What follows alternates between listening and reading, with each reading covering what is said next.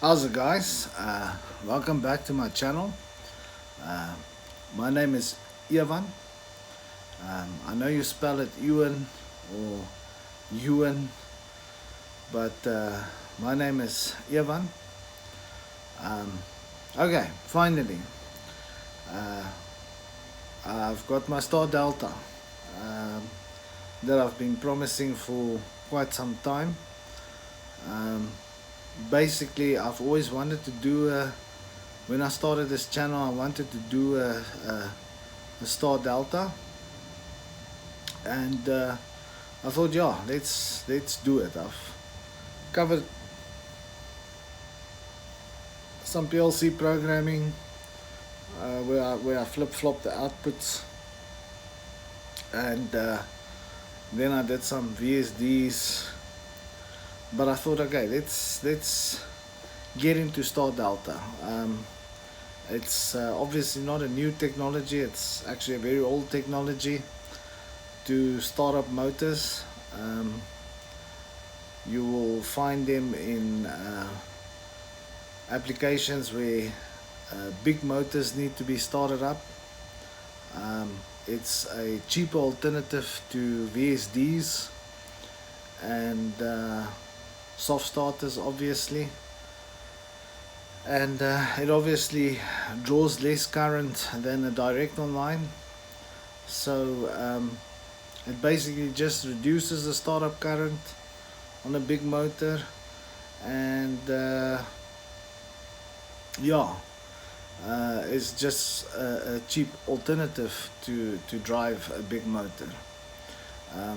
So yeah, I did a Star Delta now with a forward reverse. Obviously, in this application that I'm this demo that I'm doing here, it's not practical to use a Star Delta on a small 0.37 kilowatt, but it's basically just to show you that this is how it works, and you can have a forward and reverse. And one thing I did add that you won't find on a Star Delta really is an encoder. So usually Star Deltas, if they are hardwired, they would have external timers that you can adjust manually, so that it uses a time delay before it goes from Star to Delta. Typically they would also come with electrical interlocks, like I've done here, and then they will also have mechanical interlocks. So that's a physical mechanical interlock that if the one contact is in, the other one you won't be able to just push it in by hand. So it's a mechanical interlock, electrical interlock, and if they get controlled by PLCs, like in this case, there will also be interlocking in the PLC program. So, but yeah, typically you won't use it on small motors because the startup is so quick. You'd rather go for a direct online.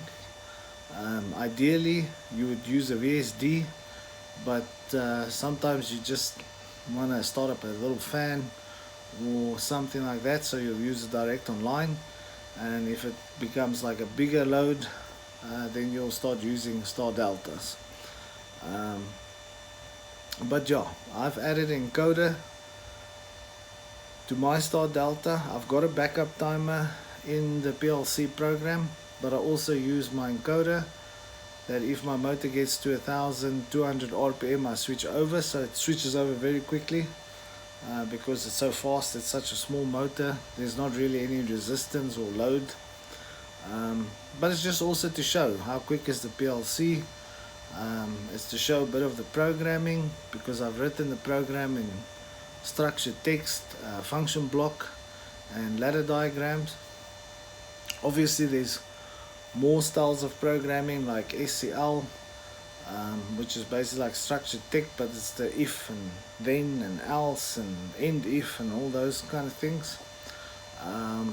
Then you get, for this PLC that I'm using is a Mitsubishi FX5U PLC, so you get STL and SFC, which we would probably cover in future videos.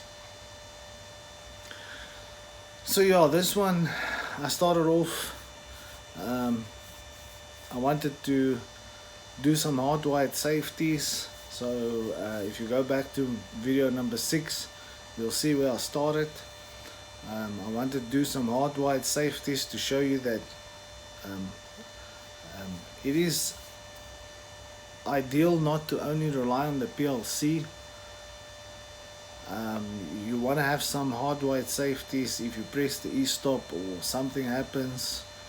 So that's one of the goals of this video. I'm going to show you some alarms, how you can have, I've got about 20 alarms here. Well, I have 20 alarms. Then we're going to cover some schematics,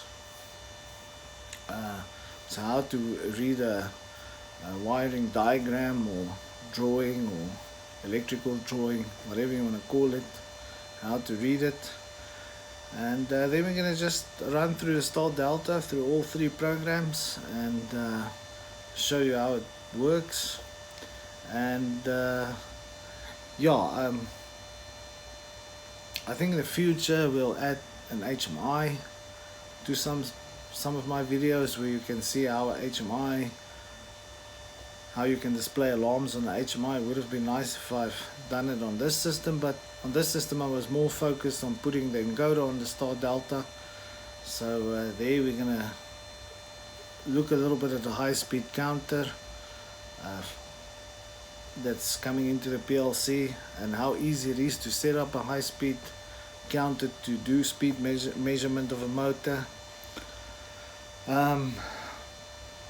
So yeah, basically wiring, programming, reading drawings. This is the things that I wanted to cover in this video. Show you how switchgear works. And the other important thing, the ratings of the switchgear, especially the contactors. Now, I did run in a bit of a hiccup here.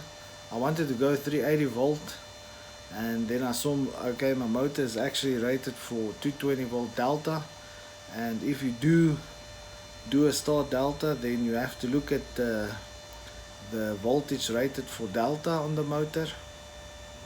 So you want to your main supply must be rated for what the motor requires in delta, because you're only going to start up and start for a few seconds and then you're going to heat over to delta. And yeah, my motor is rated 380 volt star, but 220 volt delta. So Zeus Motion, one of my followers on this channel, he suggested using a VSD, a single phase VSD that gives me 3 phases 220 volt out. Obviously I had to rate the VSD to be big enough to handle a small 0.37 kilowatt. So I'm using a VSD as my supply source. And yeah, RU 3487 did my drawings for me. So I'm gonna put a link in the description to his channel. So go give him a like and a subscribe. He likes to play games and post videos about his games, Ark Knights, Final Fantasy, some pretty cool games. But yeah, anyways, yeah, I'm going to show you how you can basically design things that there's a quick way to design something. I could have done much less designing on the Star Delta. I could have left out the encoder. I could have taken away the safeties. I could have just had the PLC do a Star Delta, and that would have been it. But I wanted to show that you can put some relays in between the PLC and the contactors,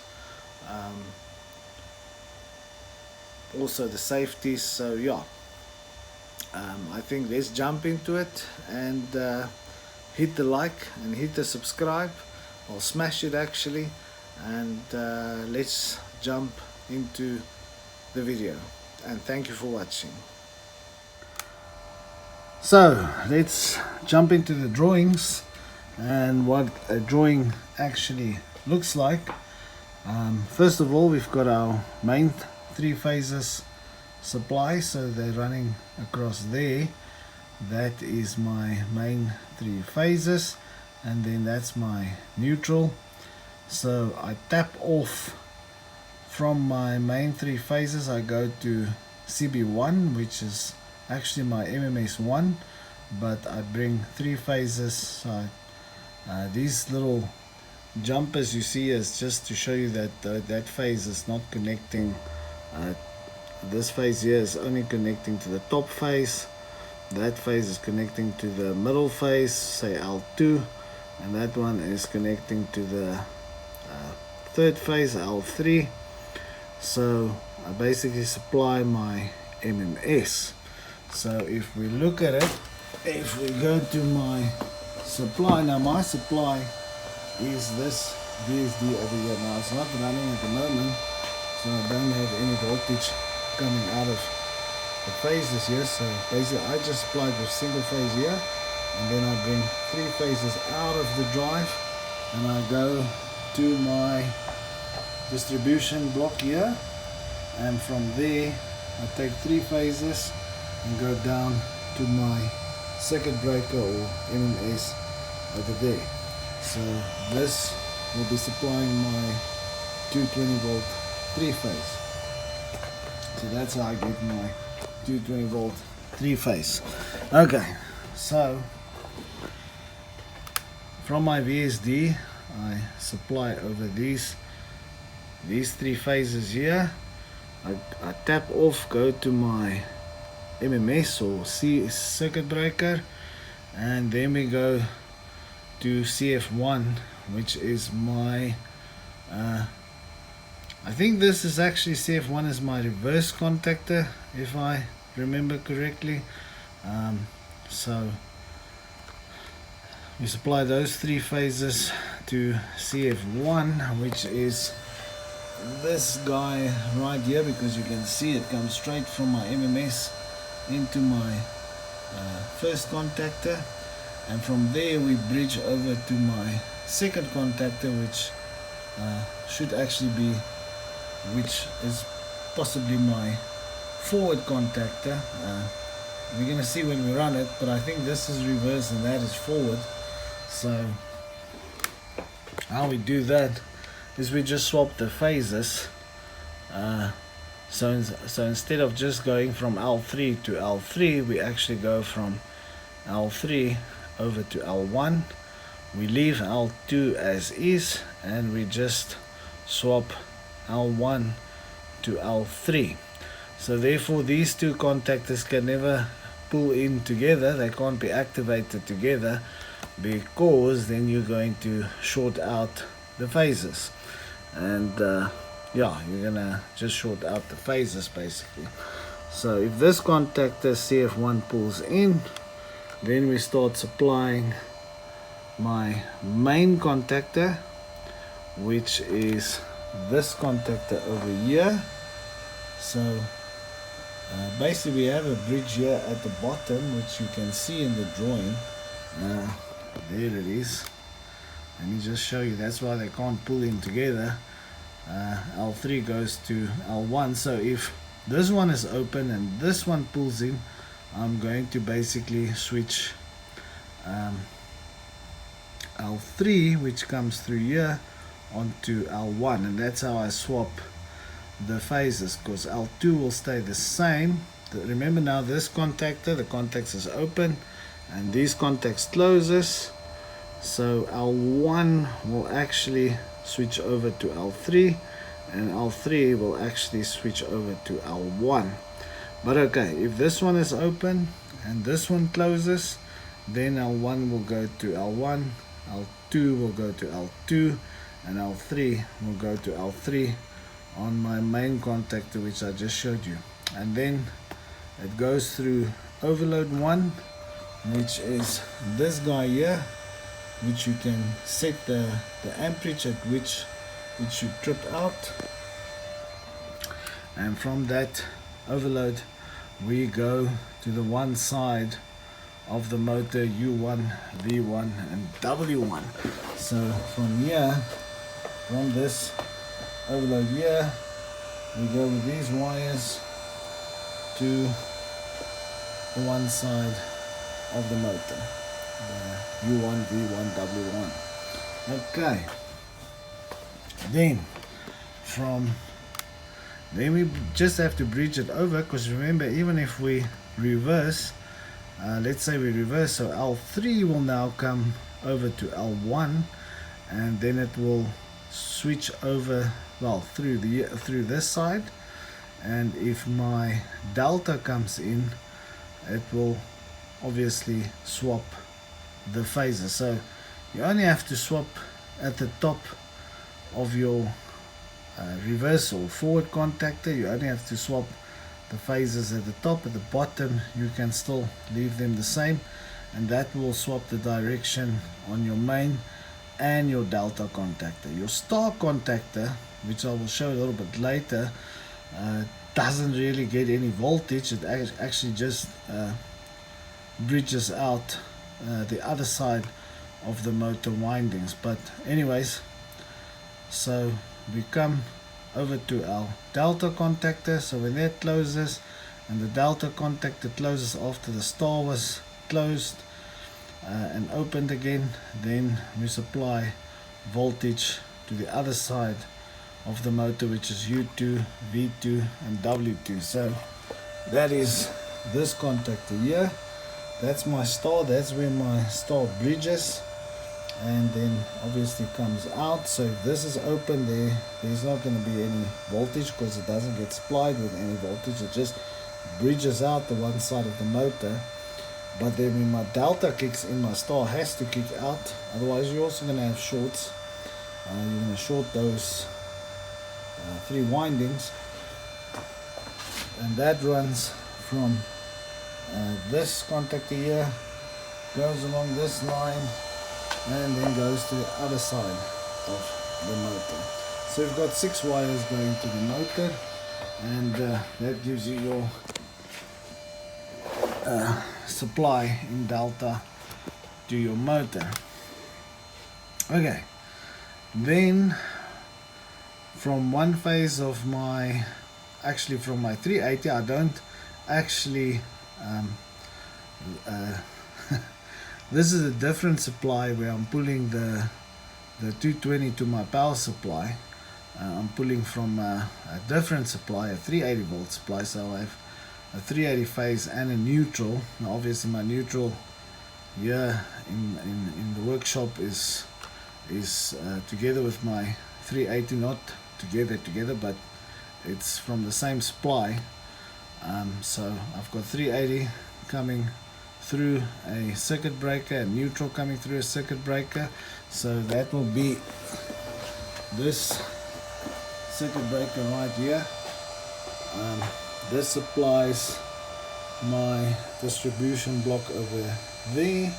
So I actually pull 220 from here to my VSD supply, and I supply the live and neutral to my power supply.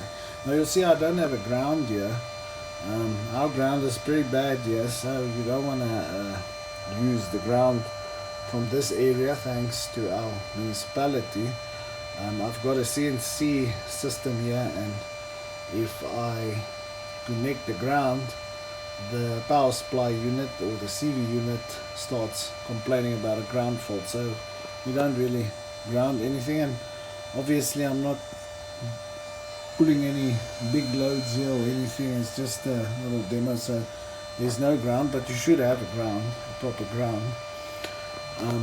Okay, so that supplies my power supply, and it also supplies the breaker, which supplies my 220 volt to my PLC. Okay, so then from my 24 volt DC power supply, we go out with 0 volt and 24 volt, which then that is my 0 volt at the top and my 24 volt at the bottom. Now I send 24 volt through my e-stop button here, so I bring 24 volt from my power supply through the normally close of my e-stop button, and then I supply SR1, which is my safety relay. And then I just bring 0 volt from the other side of that to supply the other side of the coil of my relay. So if my e-stop is released, then this relay will switch on like it is now. You can even see the little indicator there is on. So okay, that switches on SR1. So 24 volt coming through the normally close of the e-stop, that switches on SR1. So if I press the e-stop in, this contact will open, it will break the circuit, and this relay will switch off, and this is where the following happens. So 0 volt comes from the power supply through SR1's normally open contact.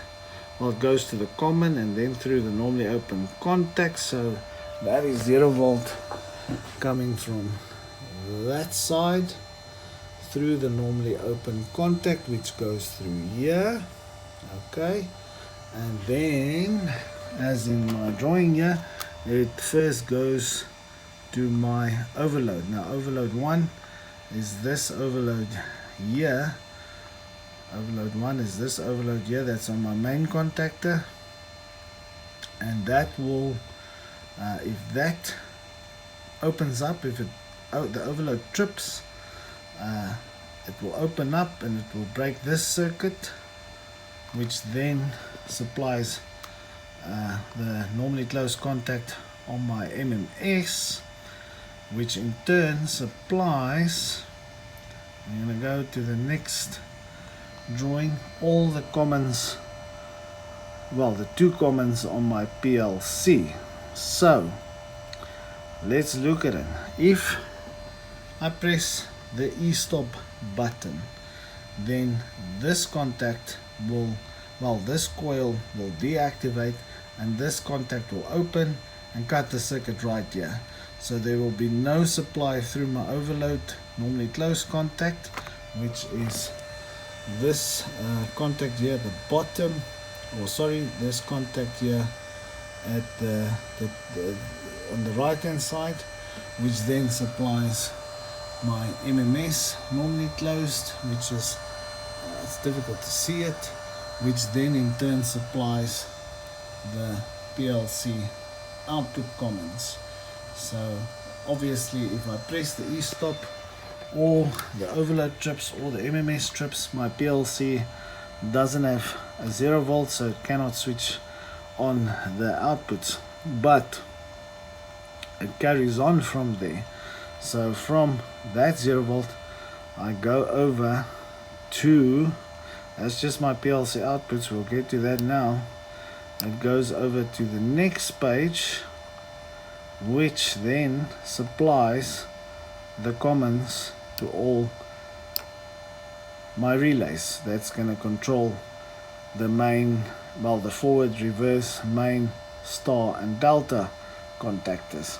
That's not the contactors, those are the normally opens to the relays. The contactors are actually, there's their coils, they're down here. So yeah, if I press the e-stop, let's look at it again. Press the e-stop, SR1 will open up and it will cut the voltage right there. If the overload trips, the voltage will get cut right there.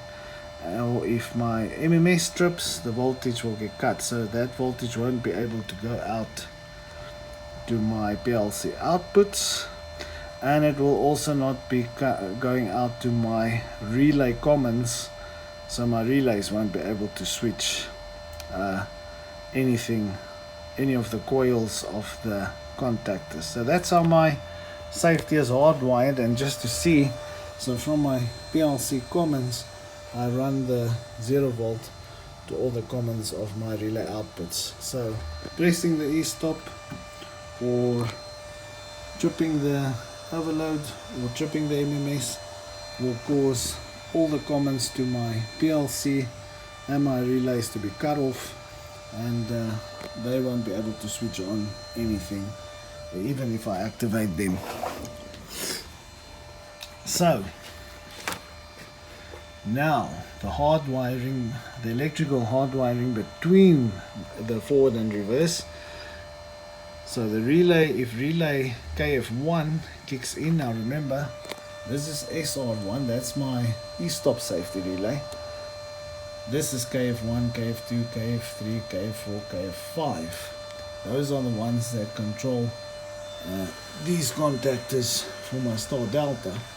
So if KF1 closes, it will send voltage through CF2, which is actually my, well, it's either my reverse or forward, whichever way you want to look at it, and then it will only supply CF1. So if CF2 and CF1 tries to pull in together, they're going to open up, and CF1 and CF2 can't pull in together. So the normally closed of CF2 supplies CF1. So basically we take voltage, let's say from the first relay here, and we go through this contactor here to supply this contact here. So if this pulls in, this contactor can't get any voltage, even if the relay KF2, the second relay, switches on. It depends on which one switches on first, but that's the one that's going to keep out the other one. So that's how we do our electrical interlock. So from KF1 through CF2 to switch on CF1. Same with the other side, from KF2 through CF1 to switch on CF2. The main contactor just gets a signal from KF3, which is the third relay here, and it just goes directly to the coil of this contactor. There we don't care, we don't worry about interlocking it. That must always switch on when you start up your star delta. So yeah, because it's got to supply the one side of the motor. So then from relay 4, KF4, that's now my star, that's now my delta relay, if you want to put it that way, because it switches on CF4. That's my delta contactor. We first go from relay 4 or KF4 through my star contactor. So first from relay 4 we go through the star contactor here at the top, and then only we go to the coil of my delta contactor, so that if the star pulls in, the delta cannot switch on. So that's also the electrical interlock there. And the same with switching on my star contactor. We come through relay 5, which is here, and then we first go through the delta contactor, and then we go to the star contactor's coil. Okay, so I hope that makes sense. I hope that helped a little bit. Now let's look at the windings in the star delta. Let's just zoom out a little bit, maybe we can see more. Okay, so this is my main contactor, so we're always going to start up in star first. So what are we doing in star is we're supplying 3 phases to the windings of the motor, but then star kicks in. There's no voltage coming from star, so you're basically putting 220 volt.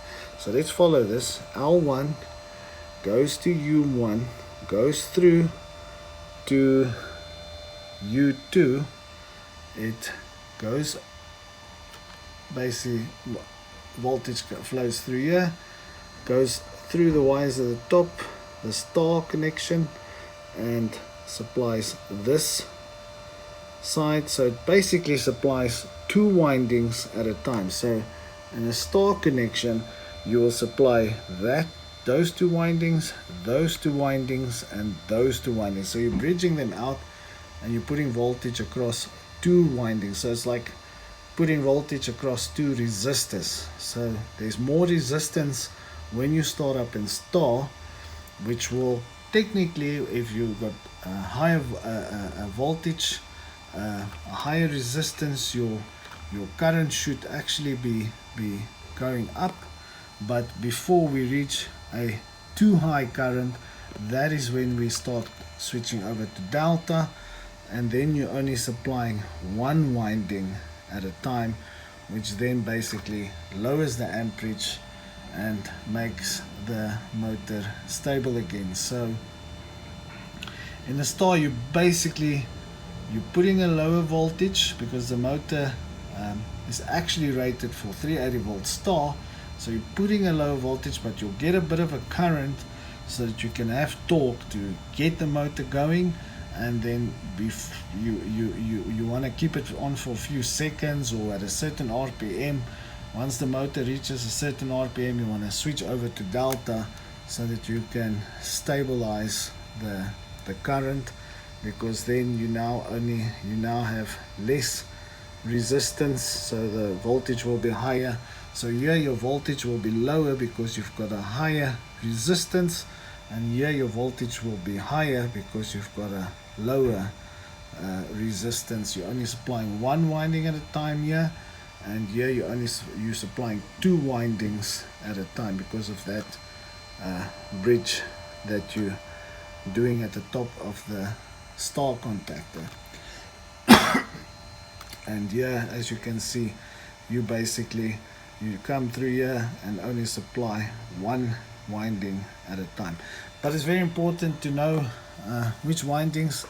If you have a motor that's not marked, you basically have to use a multimeter to try and see where the resistance is. If there's no resistance, then it means, like, let's say you test between let me show you a little bit.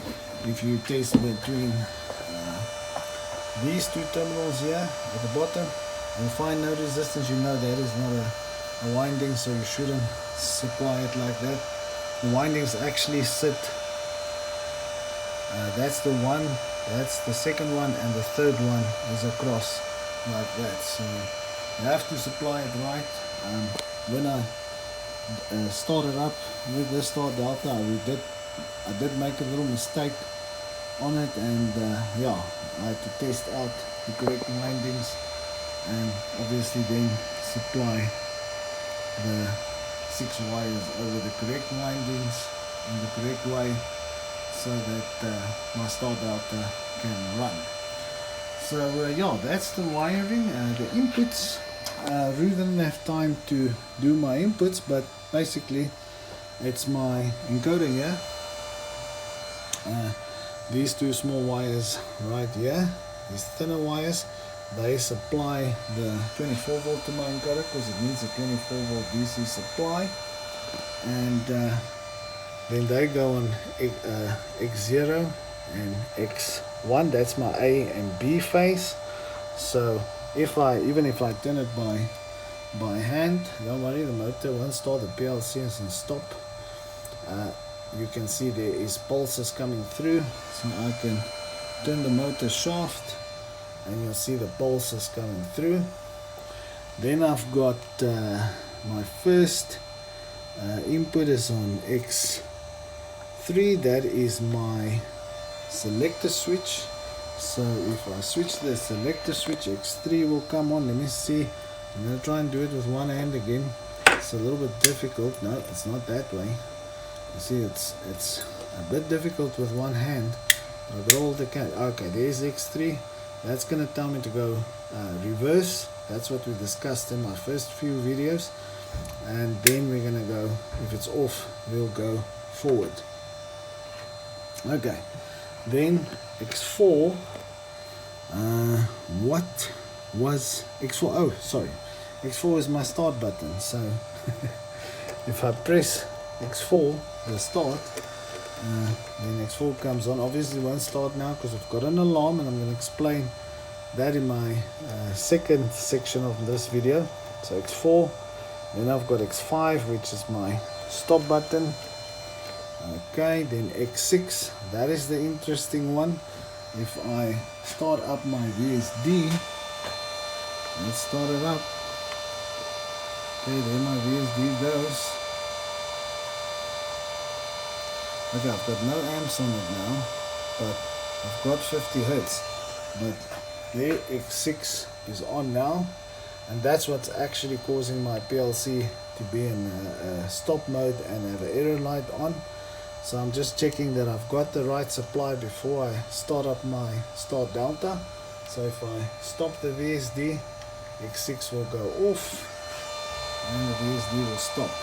So that's just to check that my supply is right for my VSD, and it's up to speed. I just use the up to speed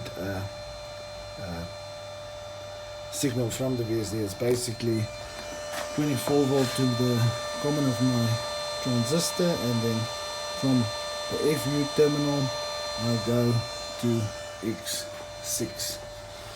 Okay, X7, obviously my e-stop. So if that, then my e-stop lamp is on now. I've hardwired the lamp. It doesn't come from the outputs of the PLC because I also put the PLC in stop mode if I press the e-stop. So I need to be able to see if the e-stop is pressed. So I just hardwired the lamp.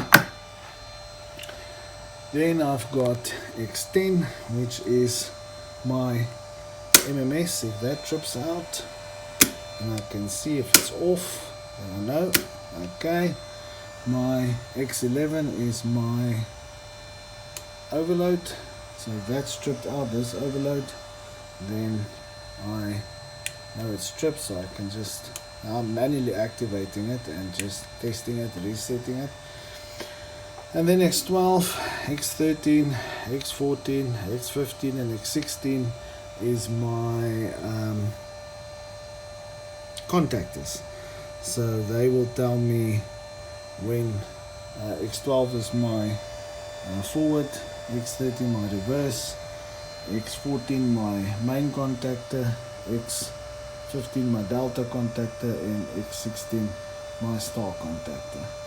So yeah, there's a bit of wiring, it's a bit of setup, and the safeties. Like I say, if my VSD doesn't start up, I can even switch the PLC to stop, put it on, it won't.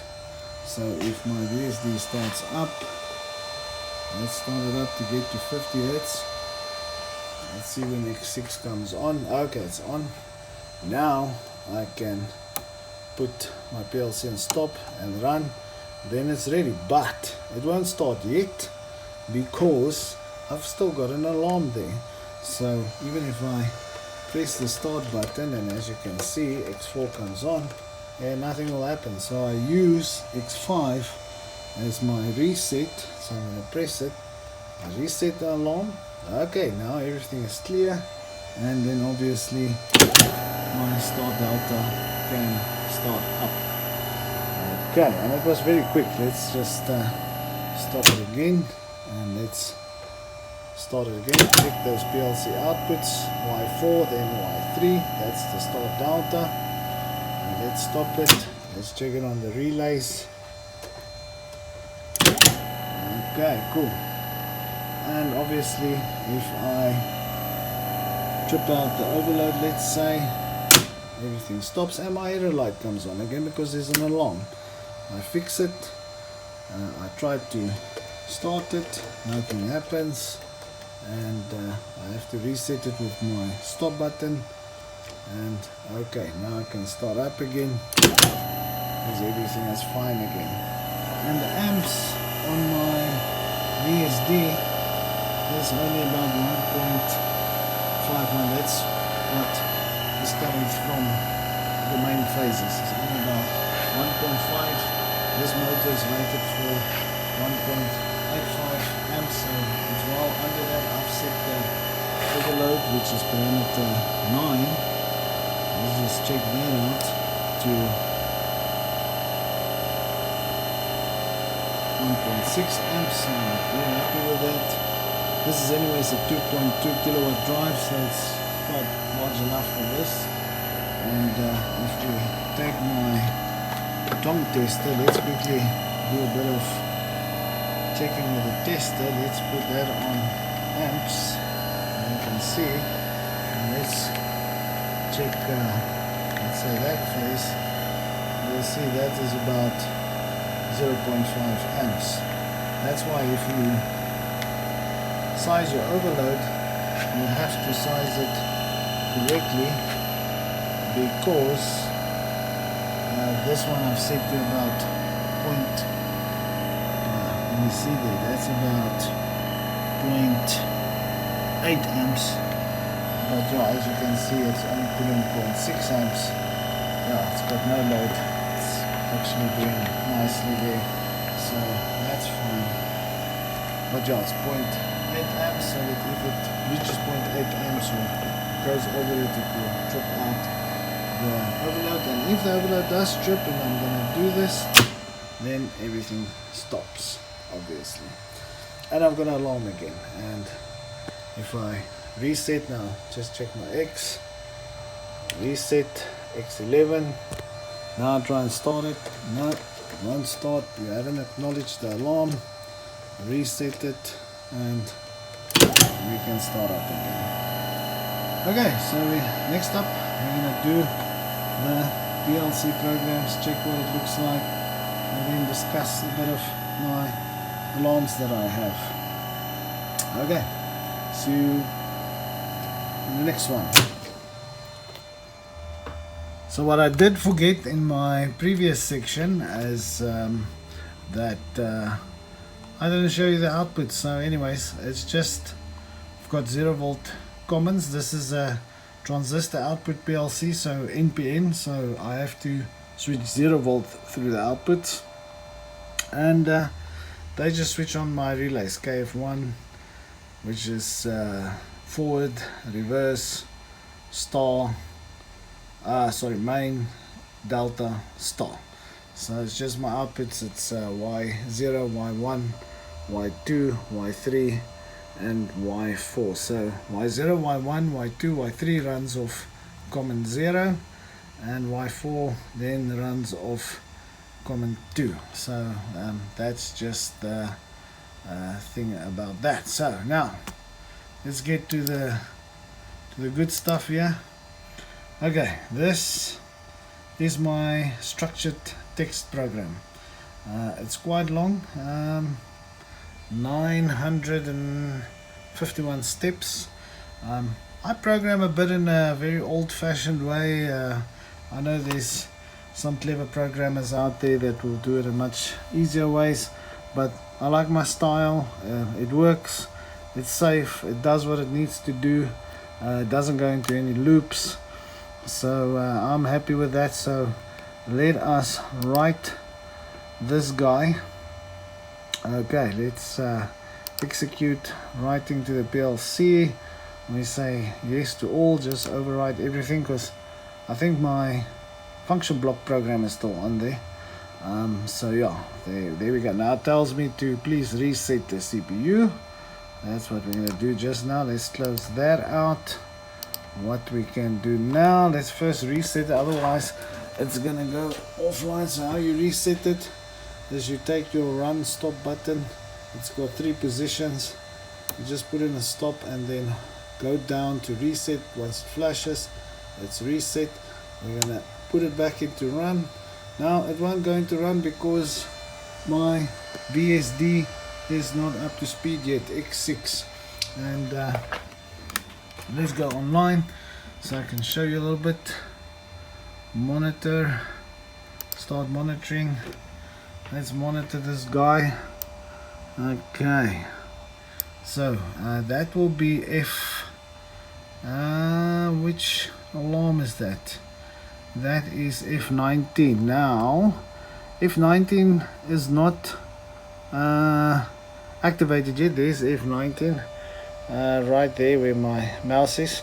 But anyways, if X6 goes off, then I stop. I use the stop command to stop the PLC.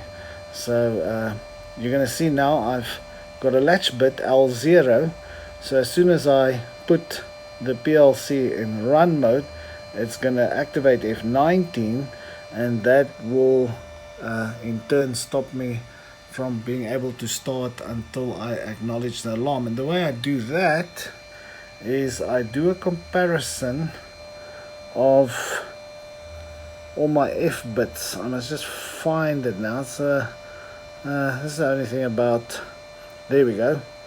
I decompare, so it's a double word, compare K8F0 with K0, and M209 is my greater bit, and M210 is my equal bit.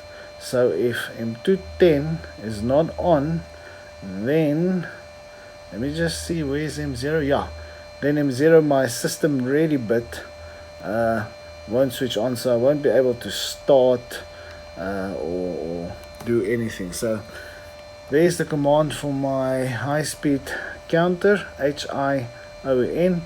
I activate it when my system is ready. I move, it's a special register. I'm using channel 1. Let's quickly have a look at that. That's under parameters. So basically module parameters, high speed IO, that's there. I'm gonna go there.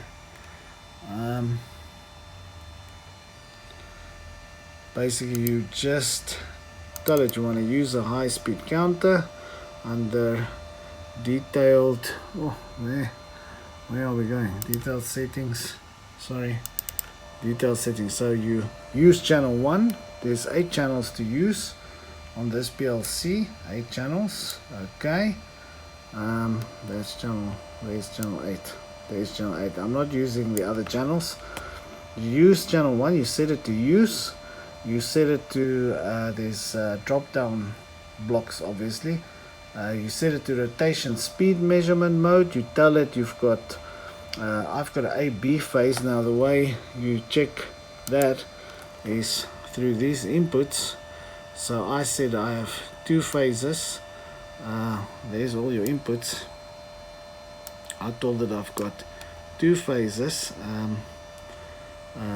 2-phase multiple, so 2-phase 1 multiple, so that's A and B phase, which comes from my encoder, and that is X0 and X1. Okay, so that's how you see where you got to wire your A and B phase. So I said 2-phase 1 multiple, and then if you go down on this, let's doesn't want to scroll down, enable, input enable, disable, that's my X11 and X10 I think. And if my overload trips and my that, let's just go back here to this one, you'll see X10 and X11, sorry, they're the top, X10 and X11. That's how it is on my 2-phase. It's X11 and X11. So if my MMS trips or my overload trips, it should disable the high speed counter as well. Didn't plan it like that, but that's how the wiring worked out for me. Then your measurement unit time, it's usually 1000 milliseconds, so I've set that to 10 milliseconds. Then number of pulses per rotation, my encoder is 200 pulses per revolution, so you put in the pulses that your encoder is rated for. But then you then got to go to input response time, and those 2 inputs, X0 and X1, you have to set to 10 microseconds, lowest value that you can. You set it to 10 microseconds, and yeah, from there you got to do that, otherwise it's gonna complain. Always remember, you always got a apply button here in the corner, so if you do change value, same here with your high speed IO, you always got to apply button. Just do the apply, otherwise it doesn't write those parameters. Let's just close this, and let's just close that. Oh no, I don't want to. Yes, yeah, I can close that. Then my input X7, that I've done under the CPU parameters. So basically what I did is I just set over here, run contact setting X7, so run at contacts on. So if I press the e-stop and X7 goes off, then the PLC will also go into stop mode. So that's just some safeties that I do, but I've also used X6 and I've used the stop command. So if not X6, so that means if X6 is closed, it's off, I stop the PLC. And then obviously if I do a comparison with my F, I activate a bunch of F bits, which is annunciators actually. So if you look here, the PLC is actually telling me annunciator on. So that is a F bit that's on. That's just the way you can sort of alarm on your PLC. It will switch on the error light to tell you there's an alarm. And then to reset an alarm, I use X5 and SM50. That's how you switch off the error LED. SM50. There's a bit of a circuit that I've done there because I've got a few alarms here, but I think it's better if I explain it in my ladder diagram because structured text is a bit difficult to monitor. But yeah, let's start up. So I'm gonna start up my VSD to get my supply. Let's start that up. Forward, oh sorry, not stop, forward. Okay, let's see when X6 comes on. Great, X6 is on now. Let's see what it does in my program. Still hasn't done anything. Okay, sorry, we're not even close there. X6 is on now, yeah. X6 is true. Okay, so fine. Now my stop command in the PLC won't work then. Unfortunately with stop command, but hey, look, if your supply falls away, you have to do, it's quite a serious thing. So if you use the stop command to reset it, the only way you can reset it, there's no instruction to reset it, so you've got to put the PLC in stop, put it in run, and now you're ready to go. But remember, I won't be able to start because I haven't reset the alarm yet, so I have to reset it with X5, and now we can start up. And there we go. And that is my forward contact in actual fact, so that's not wrong. Okay, let's CX0 and X1 flashing. That is my high-speed input. That's the encoder pulses. So let's look what happens in the PLC. Here you can see the motor revolutions. That's what it's doing. It's 1470, 1530. It jumps around a bit. So if I stop the PLC, you see that go to 0. There the motor stopped.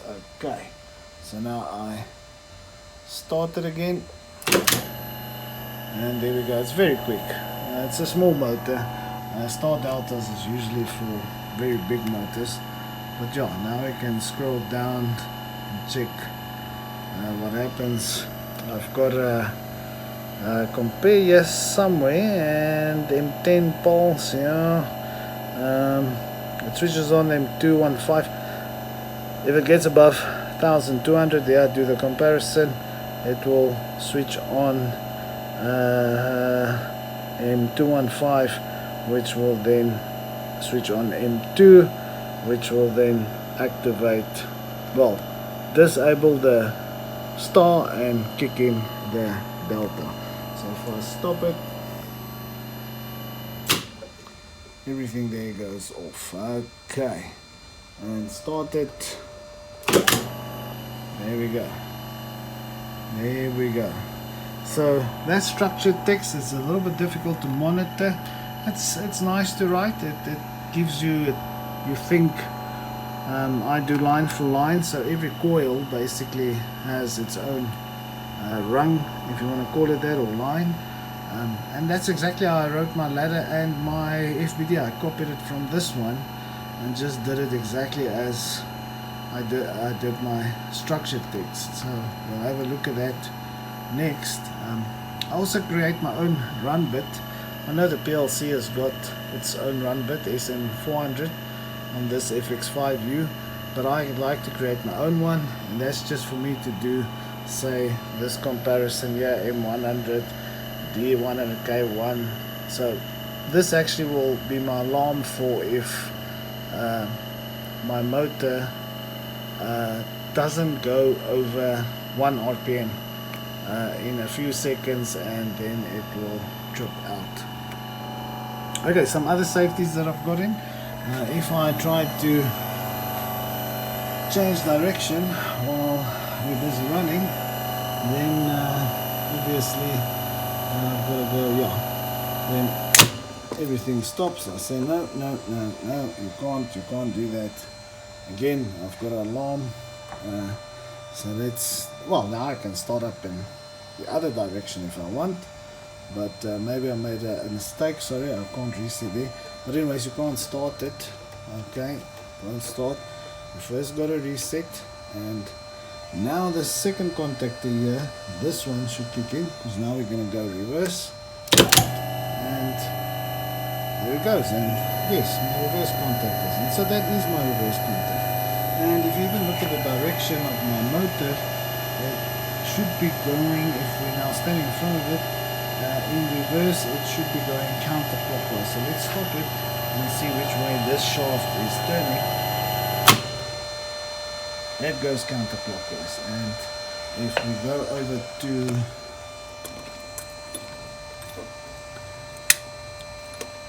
forward, now my forward contactor should kick in. Yes. Now the directions should be clockwise. And let's see if we stop it. It goes clockwise.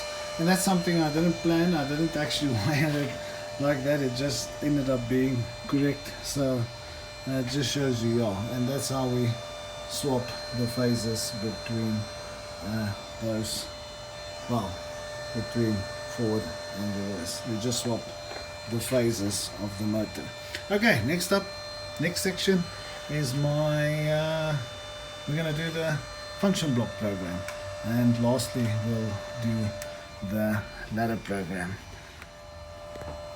So here we've got my function block program. Let's just go there. That's my function block program. I create my own user run bit, so if the bit, when the PLC starts up, the normally closed will coil the, it's basically M100 user run bit. M100, let me just, M100 will coil itself, M100, and then it will retain itself. So then I basically create my own user run bit. It will run all the time, and I use that to basically do where did I use it, where's a comparison. I'm just looking for a compare, where's my compare. This is all my alarms. These alarms are basically, let me just start there. Let's say my contactor comes on, and the input from the contactor doesn't come on within 2 seconds. That 20 means it's 2 seconds. Then I trigger the timer. The timer then coils the bit F0, and F0 retains itself. That's when the error light comes on, because if an annunciator F bit comes on, the error LED on the PLC will come on, and only the stop button can reset it. But if, say, F0 comes on, then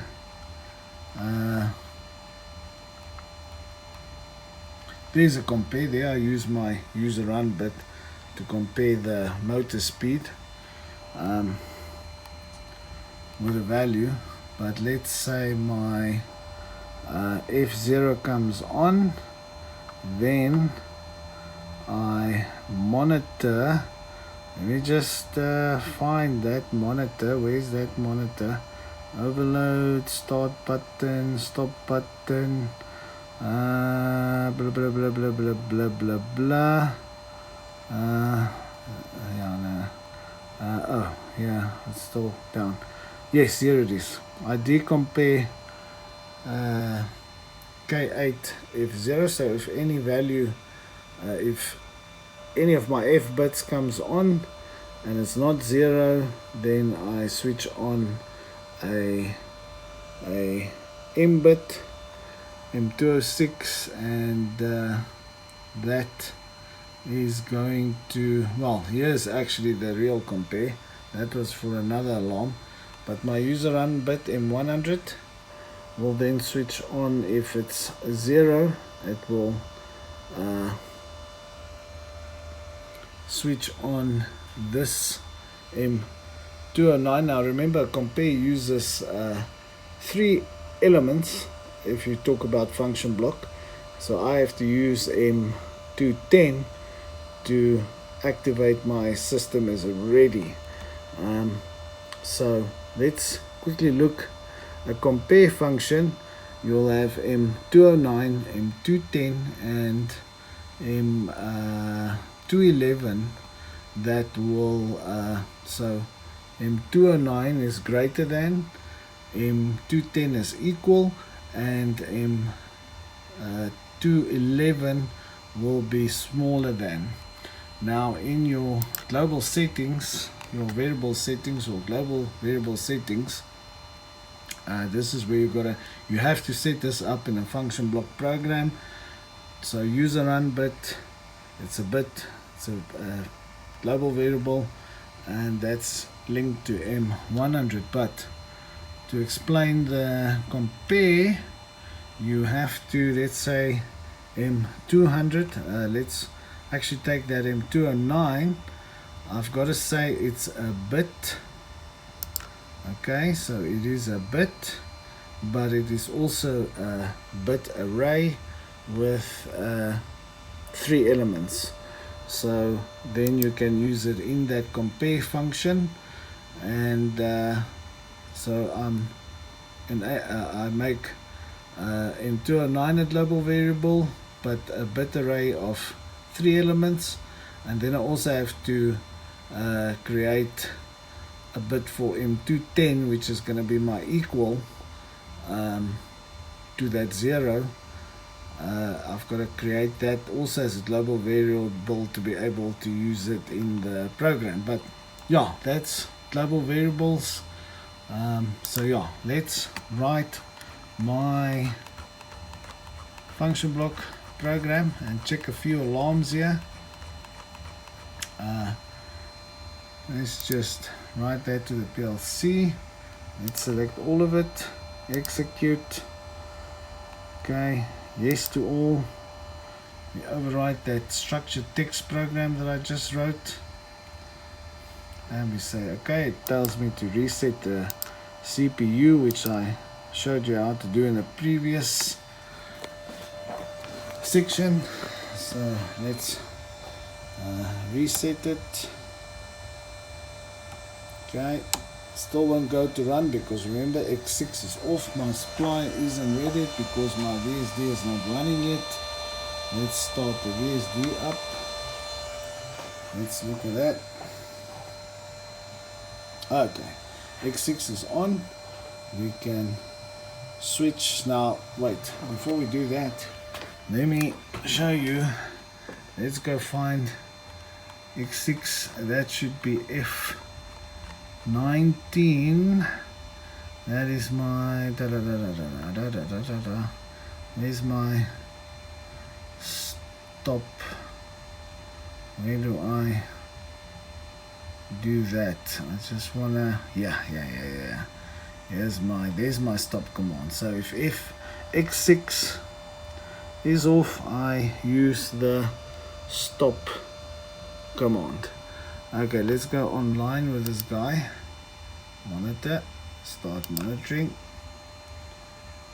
So you'll see here that my F19 is not on yet because the PLC is not on run, but I did latch L0. L0 is a latch register. So if you go to your global variables, you will actually see that I had to set it as a variable global retain L0. So it's when the PLC goes off, power goes off, or something goes off in the PLC, well, the PLC goes off, it will remember that that bit did come on. So when the power comes back, that bit will still be on. So that's now gonna switch on F19 as soon as we go into run mode. Okay, let's go into, let's stop it and let's run it. Okay, so obviously I won't be able to start anything. Yep. Okay, so because F19 is now activated, as you can see, it was off previously, and there you can see there's a value. It's, this one is true. The compare function, the which one is this, M206 is true. So my it's here where there's my system ready as M0. So there we go, M0. So it doesn't activate, so my system is not ready. I have to reset it, and the only way that I can reset it, how I switch off, this is SM50, how I switch off the annunciators or disable my alarms or reset my alarms, is with X5. So if I go back here to, let me just see, where's that supply alarm? Oh, is it here? Where is it? Latch main supply. Only X5 can unlatch it, so I have to press my stop button to be able to, which is my X5 will go off. It switches off the alarm, and then I'm ready to start. So we're gonna go in reverse again. No, forward, sorry. X3 is off. So we go to forward, then my motor is running. So let's go look at that high speed counter quickly. And where I do that, just want to see, I've got to try and look, there we go, here's where I start my high speed counter. K10 just means that you're doing rotation, you're checking speed. K1 is the first channel, and K0 is just you're not doing anything really to it. And there's my raw encoder value, and I move that into D100. So when I click over to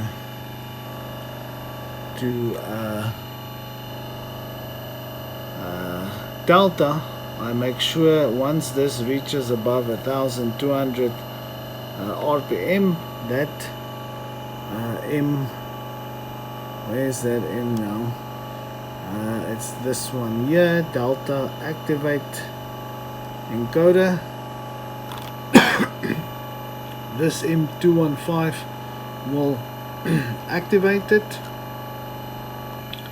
which will activate over here, and then coil my Delta contactor, which I then retain. Okay, so but if my start request goes off, so when I stop it with X5, which is my start request, I just want to find it, start request, only X5 can cut off my start request, and my system ready will also cut it off. So even if I have alarm, everything will stop. So let's check something a little bit. I'm going to trigger a very weird alarm now.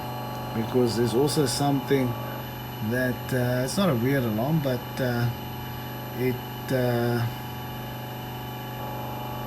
actually checks my stop button and my start button. I can check it. So if I hold in my stop button, it's going to stop everything for 5 seconds.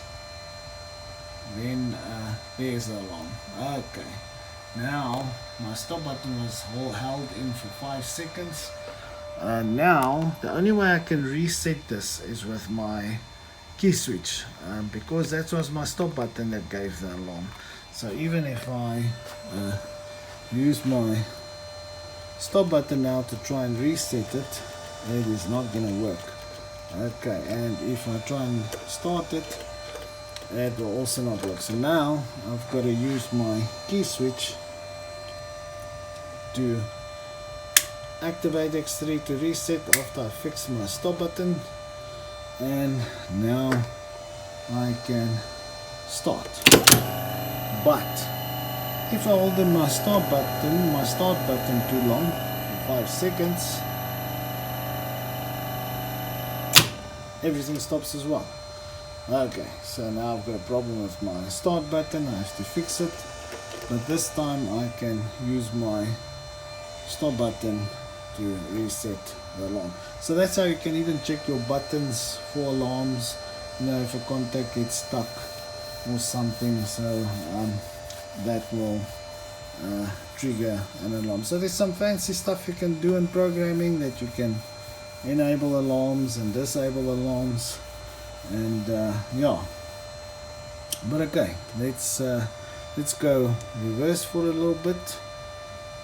Well, reverse. X3 is on, and the second contactor, that one should switch on. But I love how quick this PLC is and how quick it can respond. Just look at those. It's very quick. Even your inputs you can see. And I do use those inputs to tell me to go into delta and star as well. That's a bit of interlocking that I do, but yeah, it actually does it very well. And yeah, there is let's quickly check that encoder. Let's see when that, you're not going to be able to see, it's very quick, but let's see when the encoder reaches above 1200, there where my mouse pointer is. I'm gonna stop it quickly and then start it again. Okay, there's 0, and it should enable, so you should look here, it should enable this bit, this coil over here, so that it can enable the delta contactor, but it's going to be so quick you won't see it. Let's just see it there. Just keep an eye on it. It's so quick you don't even see. But it's definitely not the timer. The timer is set to, my backup timer is this one here. That is set to 1 second, so it's definitely faster than 1 second, because it works off the encoder pulses. If I reach 1200 RPM, then I disable the star contactor and I kick in the delta contactor. So that's a little bit different on this star delta. We're using encoder to actually switch over from star to delta, which is not a normal practice, but I thought that will be a little bit interesting. Okay, so next up is the ladder program. This was the function block program, diagram program. Next up, the ladder program. Okay, last but not least, this is a ladder diagram. This is my favorite type of programming language, because I can actually see all the bits. I don't have to create global variables or things like that. I see M100, so if M100 is off, coil it, and then once it switches on there, it will retain itself. And obviously I can see all my IO This is my compare function right here. Now I know there's faster ways to do comparisons, but like I said, I try and keep it to the same as my structured text program. So I've basically taken my structured text program and wrote my FPD and my ladder program from there. But yeah, I do a compare. So if this is greater than 0, that means my main contactor comes on, and my main contactor is off. I've told it to stop, and the encoder speed is actually over 0 RPM. Then I'll trigger an alarm, and same with if my motor, if I tell the main contactor to go and the speed doesn't go over 1 RPM, then I know, okay, listen, something wrong with the encoder, because the encoder will only pulse once the motor is running. So I've already written this one to the CPU, so we can start monitoring it immediately. So there you see. Okay, so let's start her up. Let me just show you a bit more here. Here's my stop command. If my VSD is not ready, it's ready now. I've already started it because this video is starting to get long. That's my SM50. So if I've got an alarm, it will reset, and yeah, then I can switch off that error light. So if I press the stop, obviously SM50 comes on. I don't know if you saw that. Let me just press it again. Yeah, there we go. So that will just reset it. Obviously I've got my X3 as I showed previously. If my stop button fails, X3 will do the reset. There's my high speed counter where I start checking it. Here's my K8F0. If that is not ready, M210, M0 system ready won't be on. Once system ready is on, there's no alarms. I start running my high speed counter. I write to channel 1. I move the RPM into D100. SD4 508 is where your channel 1 motor speed will come in. That's preset for the PLC. If M0 is not ready, I stop the high speed counter monitoring thingy. Once I press start, system start request or start request will come on. If my system is not ready, that will actually cut it off, so it won't retain itself anymore. Then I do a comparison. Once motor speed is let me see, equal to 0, then you are allowed to switch between forward and reverse, because I don't want you to be able to switch between forward and reverse while the motor is running. But there's an alarm for it anyways that will kick it out, which I did show.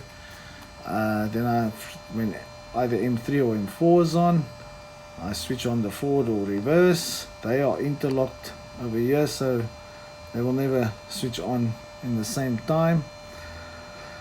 Once either forward or reverse contactors pull in, I switch on my main contactor. Once my main contactor comes in, I pulse M10. M10, if delta contactor is off, will switch on the star contactor. That happens very quickly. Once the star contactor comes on and the contactor is actually on and delta is off, we start the comparison or we run the timer. And then once that is ready, M2 comes on, but M2 will also cut off my star contactor, or my timer will backup timer will cut that out, and either my encoder or my timer will activate the delta contactor. So let's just check that. And there we go. That happened so quick. I think we didn't even see. Let's just see that star contactor again. Y3, this output right here.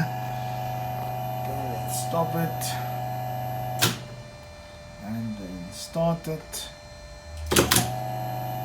Okay.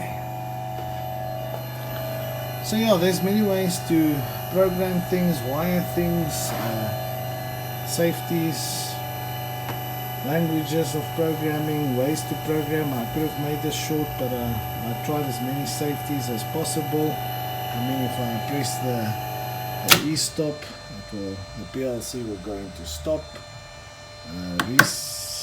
Release it, reset it, start up.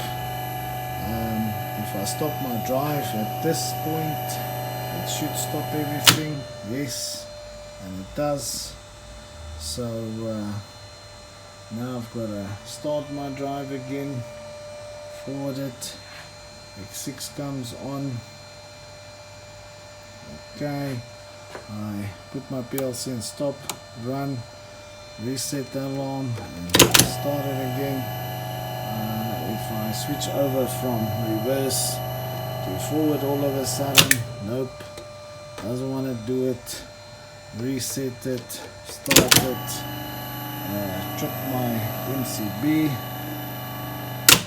nope, okay, reset the MCB, reset the alarm, start it.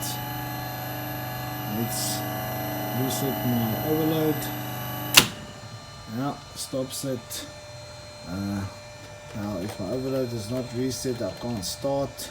Even if I press the reset, that's not gonna because I have to reset the overload X11 and then still can't start. Okay, reset, start. So yeah, you wanna basically let's just stop it normally. You want to basically force your operator in a certain direction. They got to acknowledge alarms. You want to have safeties, hardwired safeties, and you want to have a fail-safe program. Now, obviously, in automation, you can bypass anything if you really want to, but yeah, you want to make it as bulletproof as possible. Your program. So yeah, you're gonna try and program. You've got to think of every scenario that can happen. You've got to get your control right, that like your start delta doesn't kick in together and your forward reverse doesn't kick in. So there's a lot of things to think about. And like I said, I've got 20 alarms on this system. I check every input from a contactor. If the contactor doesn't disable or doesn't deactivate, I check the input. So if I tell the output go off for the contactor and that contactor's input, well, contact doesn't switch off within 2 seconds, my alarm, I say, listen, your contactor is welded or stuck. If the contactor, if I start it and the contactor doesn't kick in, then I say, listen, alarm, your contactor is not coming on. Or if the encoder doesn't, the motor RPM doesn't get up to speed, my alarm. Or if it doesn't, if I stop the system and the motor keeps running, my alarm. You got your e-stop. I check my supply, I check my buttons if they stay on too long. So there's so many things you can program, and alarms that you can think of, and obviously hardwiring. But yeah, so yeah, that's the video. This was a long one, and I hope you enjoyed it. I think what we should do next is start controlling a drive through communications through RS485 with this exact FX5U, and maybe use the A800 VSD, and we'll start doing RS485 communication, see how that works through this FX5U, and how to set up the communication and just control the drive through RS485. So yeah, I hope you enjoyed this. Thank you for watching. Thanks for all the likes and subscribe. So smash that like button and smash the subscribe button. And yes, I will see you in the next video. Thank you very much.